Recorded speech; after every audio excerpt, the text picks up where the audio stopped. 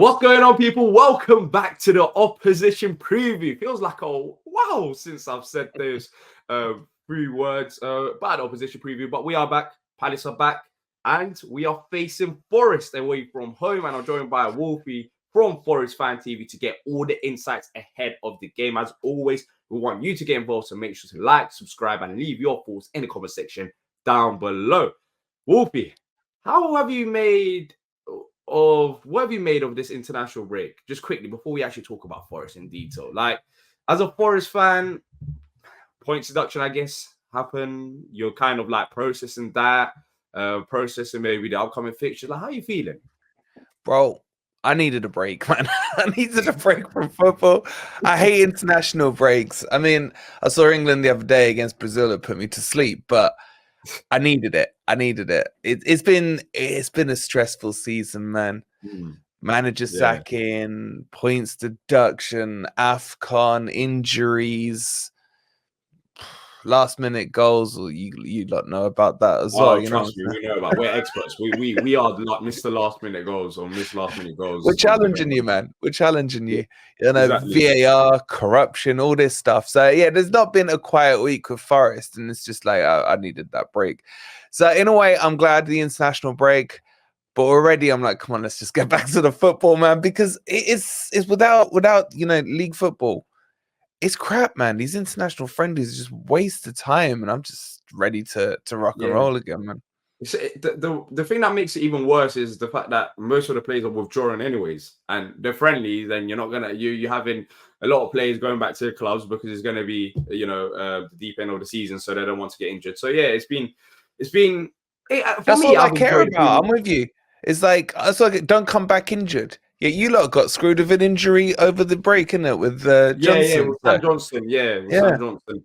But for me, I'll be honest, I was kind of looking forward to the international break as a Palace fan. I don't know if other Palace fans agree, because it gives Glasner an opportunity. We had a 3 weeks break. It gives him an opportunity to work with the squad a bit. Of course, it's not going to be the same as pre-season, but we went away and look, we're back and we're facing a Forest side, which I forgot. You mentioned there about the VAR and you got, I think, Clattenburg as one of your, I don't know what's his title. Oh, bro, don't get me started on that, season. Let's say that. It might be frustrating, but it's been exciting. There's always been something going on. Let's start off with your points deduction. Look, Everton fans saying it's Premier League corruption. As a Forest fan, what have you made of your points deduction? Do you agree with it? Do you disagree?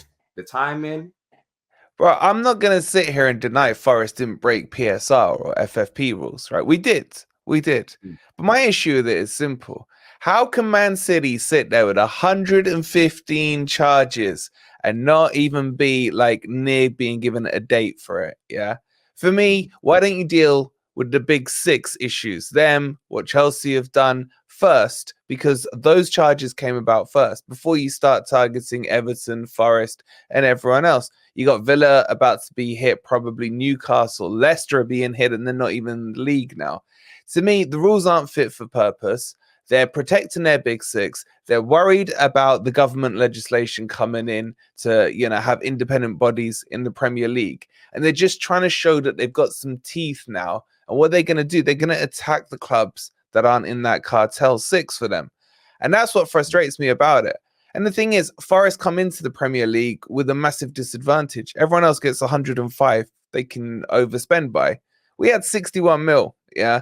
Yes, I know we went to town buying players. I've seen the memes and everything, but we still ended up over by 91, I think it was, million, which is still lower than the 105 that most clubs did. So for me, we broke the rules. Yeah. The points I was surprised with, I'll be honest with you, I was expecting 6 minimum. We got 4. So I'm good with it. But I just knew they wouldn't announce it before the Luton game. It almost felt to me, I said to my mates, wait, when they announce it, it will just be enough to put Forest in the relegation zone. That's exactly what happened, man. Corruption, bro.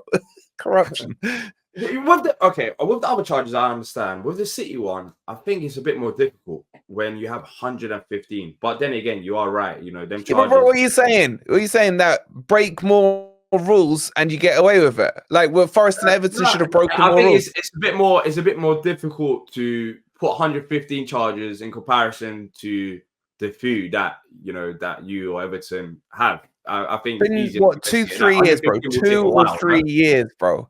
It's been 2 or Yeah, 3 years. that's the point. Yeah, They're yeah. taking the mick now. Yeah, but they're not. I don't think City will escape it. They're gonna. I don't know whether they'll actually any points deduction will happen.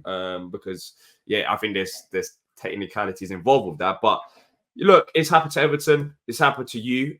Do you think your chance of survival is still high or low? How do you feel after the points deduction? It's only 4 points, so technically, if you beat us, Yeah. Well, we've appealed it now, so that might go down to 3 or 2, or it might stay the same.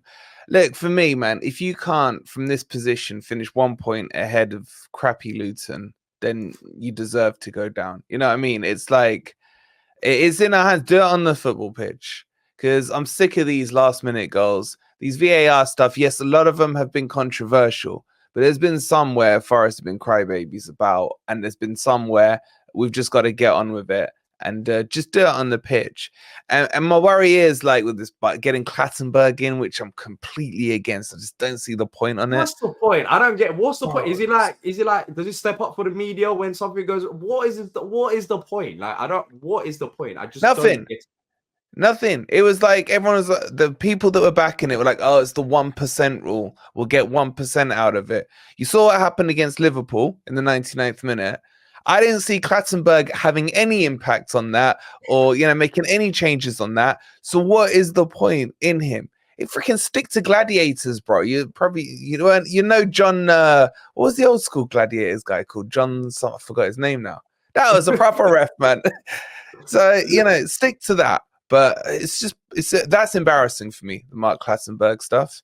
But just do the football on the pitch. I just feel like now Forest are trying to hide behind too many complaints, too many this, woe is me. When Nuno first came in, we destroyed Newcastle. We beat Man United. We were looking good, man. And then this FFP stuff came. I'm almost hoping that now that we've been given the 4 points, this will be the first game after the points deduction. Yeah, of course. It's coming against you. And it's coming against you. But I'm hoping against hope we do what Everton did. When Everton got their points announced, they were like, right, 2 fingers up at the Premier League. Let's go and win this on the pitch. And that's what I'm hoping, bro. But this is Forest. This is Forest. Yeah, you say that, but this is Palace as well.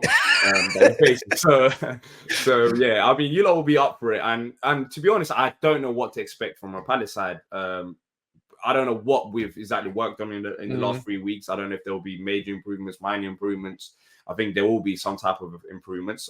But yeah, I mean, we could see the last minute goal against Luton as well. But talking about Nuno, talking about managers, we'll get your thoughts on Glasner. Nuno comes in, Steve Cooper leaves. I know you wasn't a massive fan of Cooper yourself.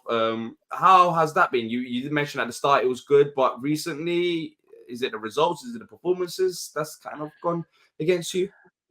For me, Cooper had to go earlier than he did. The only reason he stayed in was there was a huge section of the fan base who were just too nostalgic about him because he got us up. He'll always be the hero for that. But you can't be sentimental in football. So when Nuno came in, he came in just before Christmas. What was it, like November the 20th or something like that? And then, December the 20th. So he had a couple of games. He looked like he was bringing a philosophy in. And then we got the FFP and AFCON. We recruited 6, 7 African players, all going on international duty, with about 5 of those as potential first-team players as well. So they all went away. We had the FFP. Then we get injuries to our strikers. Taiwo got injured. Even though he was going to go to AFCON, it was just typical. He got injured as well.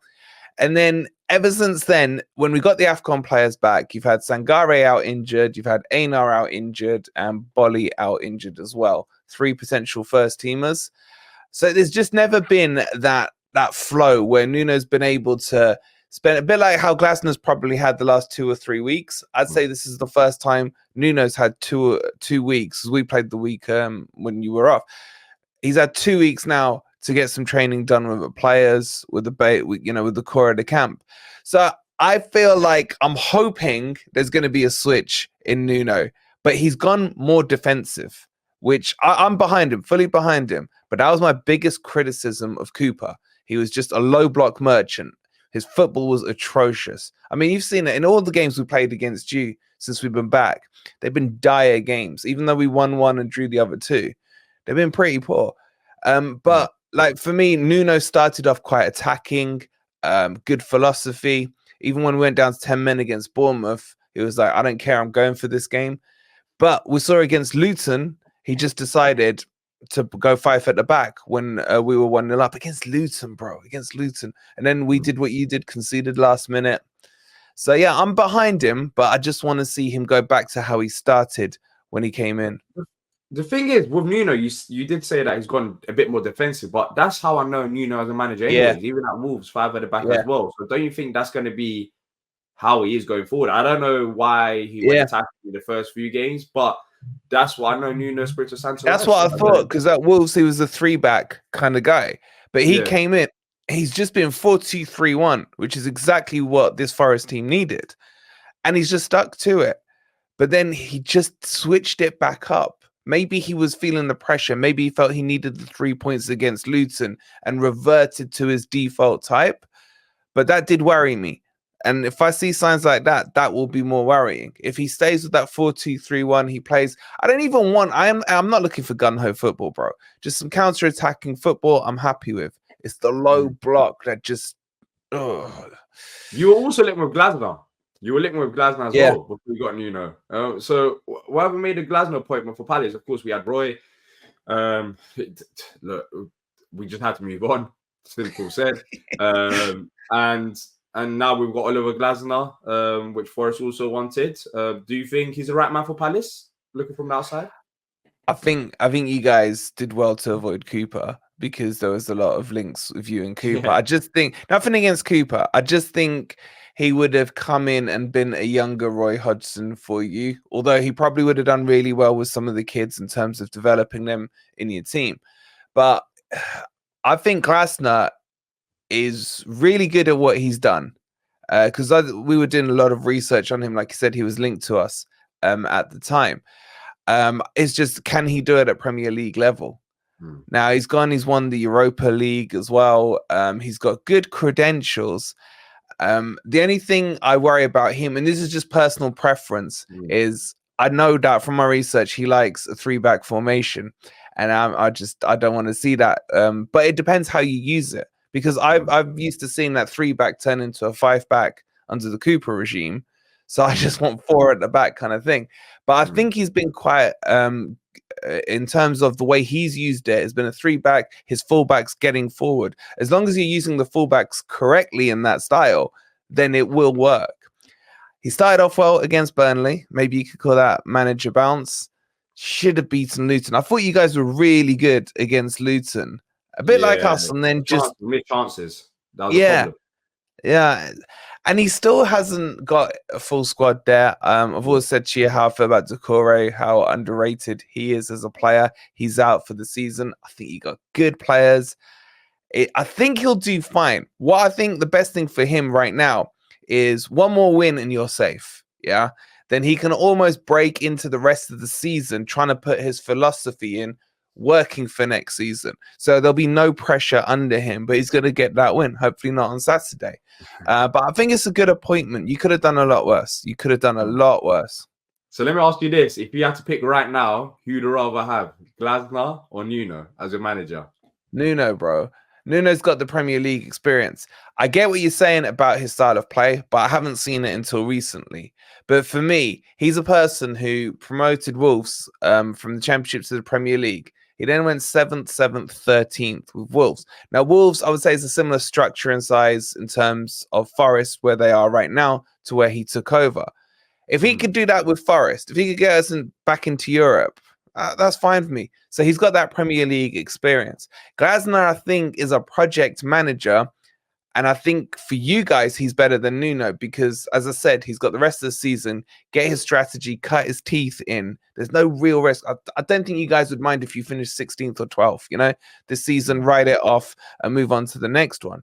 So I think you've got the right man for you guys and we've got the right man for us for now. But this is football, bro. It could change tomorrow. Exactly. Trust me. It could change before the season ends. But let's talk about players. look, Morgan Gibbs White, he's been linked with a few clubs. Awani, of course, is fantastic for you lot. Ahead of this game, for Palace fans, who do we look out for? Who do we try and stop to get the 3 points? Is there any particular player? Murillo. Murillo's our best player. I mean, he probably started to make a name for himself against you in the first game this league. You remember the dribble he did and then threw your whole team? Yeah, and then just messed up on the finish. Yeah. And that was kind of started to put him on people's radar. But we were already seeing signs of him. I mean, we brought him really cheap in from Brazil. There's already talks of him going to Liverpool. Forest still thinking he's going to be worth 70 million quid. But for me, as a defender, I haven't seen one as good as him for a while at Forest. That is, with the potential he's got at the age he is at 21. I'm really excited about him, and he's just taken to the Premier League like that. From an attacking perspective, I don't know, bro. Like, I'll be honest. On paper, they look exciting. Hudson-Odoi, Elanga. I don't know. Of course, you watch them more than I do, but you know, I feel like they could switch it on if they want to. I think they've got. Bro, Elanga is. I call him frustratingly good. Yeah, he's lightning fast. He can get in behind the defensive line. He just hasn't got the football IQ.